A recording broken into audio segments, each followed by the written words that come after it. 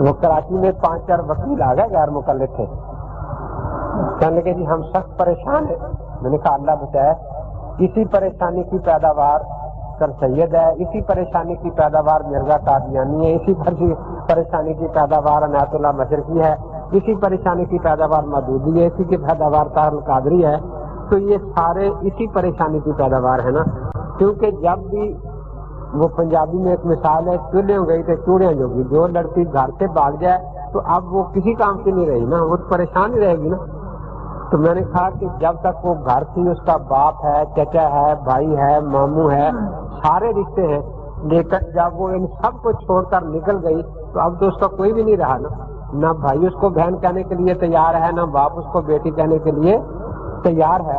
تو میں نے کہا جب بھی اسلاف تقلید میں آدمی تھا اس کے سارے رشتے قائم تھے، جب وہ تقلید سے نکلا اب وہ کسی جگہ کے نہیں رہا۔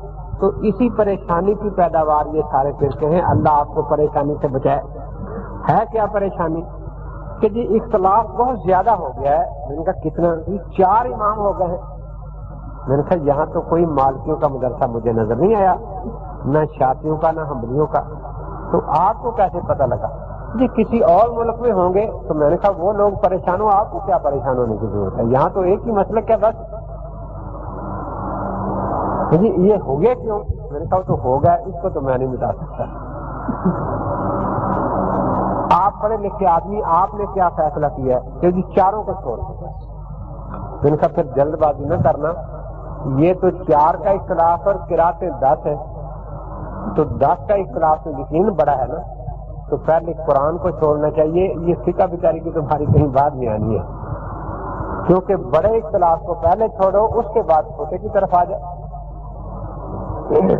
کہ جی وہ عربی سے امام ہے، یہ اجمی ہے۔ میں نے کہا یہ وہ بھی کہتے ہیں کہ سیاستہ والے سارے اجمی ہیں، کہ ایک قرآن تم عربی مانتے اور 6 اجمی قرآن بنائے ہوئے کہتے ہیں، وہ تو بالکل یہی الفاظ کہتے ہیں نا۔ میں نے کہا اس میں تو کوئی اعتراض کی بات نہیں ہے۔ جب میں نے یہ کہا تو اب کچھ خاموش ہو گیا۔ میں نے کہا پہلے قرآن چھوڑو پھر سیاستہ چھوڑو، کیونکہ ان میں بھی اختلافی حدیثیں، اور 6 کا اختلاف یقیناً 4 سے زیادہ ہے، تو چھوٹا اختلاف تو آخر میں چھوڑیں گے چل کے، پہلے چھوڑ لیں باقی۔ کہنے کہ پھر یہ جو 4 امام ہیں 4 برحق ہیں؟ میں نے کہا عملاً 4 برحق ہیں۔ کہتے پھر ایک پر عمل کرنے سے یہ تقلید شخصی کا کہیں حکم ہے؟ میں نے کہا آپ ساری عمر قرأت عاصم پر تلاوت کر رہے ہیں، ایک قرأت کا کہیں حکم ہے کہ 6 اور 9 کو چھوڑ دینا اور ایک پر ساری عمر تلاوت کرنا؟ جس حدیث میں یہ ہے اسی میں وہ ہے۔ میں نے کہا قرآن میں یہ 6-7 آیتیں آتی ہیں جن میں معروف پر عمل کرنے کا حکم ہے، منکر پر عمل کرنے کا حکم نہیں۔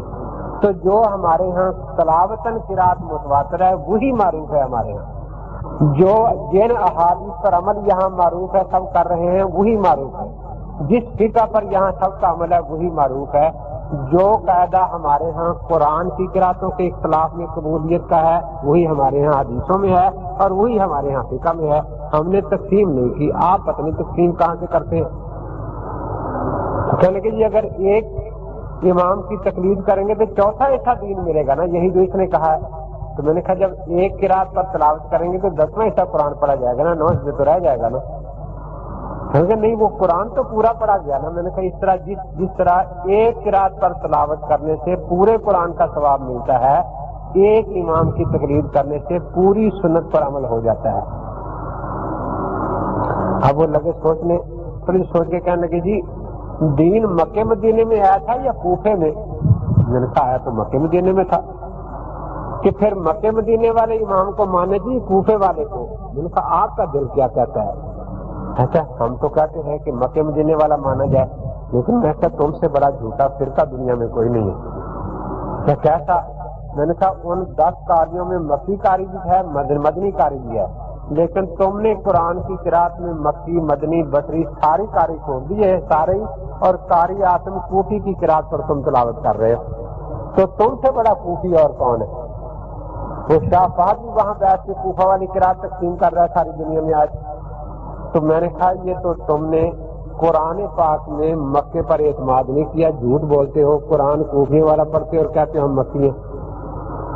تو اس لیے تم سے بڑا کوفی نہیں ہے. اس لیے جب 11 قلب ملے تو پہلے پوچھ لیا کرو کہ کوفیوں آ گئے ہو.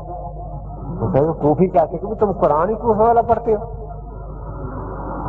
اب سوچ کے کہنے لگے کہ وہ قرآن جو کوفے میں مرتب ہوا تو وہ مکے مدینے سے آیا تھا نا، صحابہ لے کے آئے تھے. میں نے کہا صحابہ جب مکے مدینے سے قرآن لے کر چلے تھے تو نماز وہیں پھینکا تھے مکے مدینے والی کہ نماز کوفے میں جا کے نہیں بنا لیں گے، یا نماز بھی وہیں سے ساتھ لے آئے تھے. اگر قرآن کوفے میں مکے مدینے سے آیا تو نماز بھی یقین مکے مدینے سے ہی آئی ہے. تو اس لیے اگر قرآن کے بارے میں ان پر اعتماد ہے تو نماز کے بارے میں بھی اعتماد کر لینا چاہیے، اور اگر نماز کے بارے میں اعتماد نہیں ہے تو قرآن کے بارے میں بھی اعتماد نہیں کرنا چاہیے. جنہوں نے لاکھوں مسئلے غلط گھڑ کے معاذ اللہ دین میں شامل کر دیے، ان کا لایا ہوا قرآن کیسے قابل اعتماد ہو سکتا ہے؟ تو اس لیے ہم یہی تو کہتے ہیں کہ قرآن مکے مدینے سے آیا، اور اسی طرح یہ فقہ اور سارے مسائل بھی وہاں سے ہی آئے. بلکہ یہ آپ یاد رکھیں کہ فقہ حنفی کا اکثر حصہ مدونی مکہ مکرمہ میں ہوا ہے، کیونکہ 145 میں آخری شکل دی گئی ہے 145 اور 50 کے درمیان. اور تاریخ میں یہ ہے کہ اس میں سے تقریباً 4.5 سال کا عرصہ امام صاحب مکہ مکرمہ میں نظر بند رہے ہیں اور وہیں یہ کام ہوا ہے. تو اس لیے ہماری فقہ تو آخری شکل اس کو مکہ مکرمہ میں دی گئی ہے. تو یہ مکے میں دینے والی فقہ ہے. تو جب اب دیکھیے نا، یہ کوئی ایک سوال بھی تو قرآن کی آیت سے اس نے لیا ہے یا حدیث سے لیا ہے، سب 81 دکوسدے شیعوں سے چوری کیے ہوئے.